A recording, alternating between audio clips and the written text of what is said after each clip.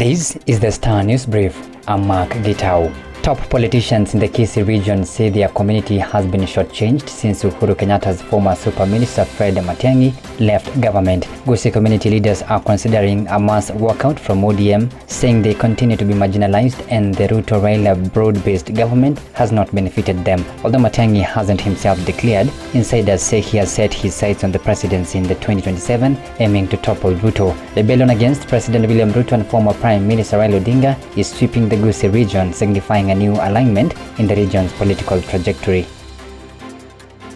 Get a copy of The Star by subscribing to our e-paper with only 40 shillings through www.mgazeti.com.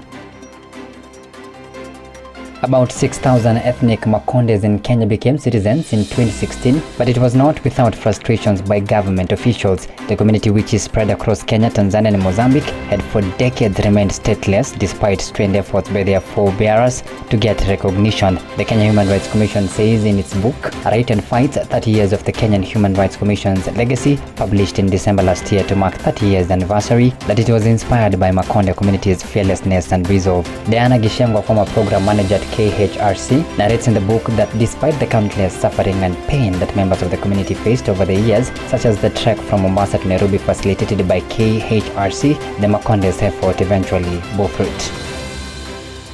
Nairobi Chapel's Reverend Nick Korir and his crew of speed bike enthusiasts are on the fourth leg of their whirlwind tour around Africa to raise money for the Church Education Fund. The Star has in its Tuesday free edition documented the journey from day one, when the harsh reality of the ride first hit him as he rode out of 6:15 a.m. on Saturday, January 18th. The turnout of bikers was humbling and affirming. Friends and families' support gave them team strength as they started the epic journey. Reverend Korir said the ride along Mombasa Road was smooth and relaxed, only interrupted by water breaks and lunch at Ntito Ande.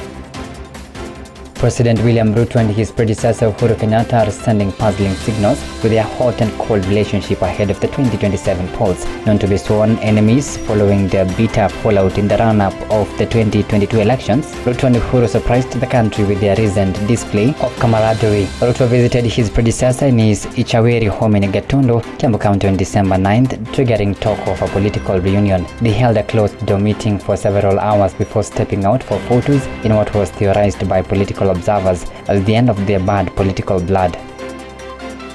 There are concerns over the potential spread of the invasive apple snail within Kenya's irrigation schemes. A study conducted by scientists from the Center for Agriculture and Bioscience International and Kenya Plant Health Inspectorate Service said that drainage and irrigation canals might facilitate the pest movement into new areas. Regarded as one of the world's worst invasive species, is originally from South America. It was first reported in 2020 within the Moya irrigation scheme, a key rice growing area where its presence had since caused significant concern.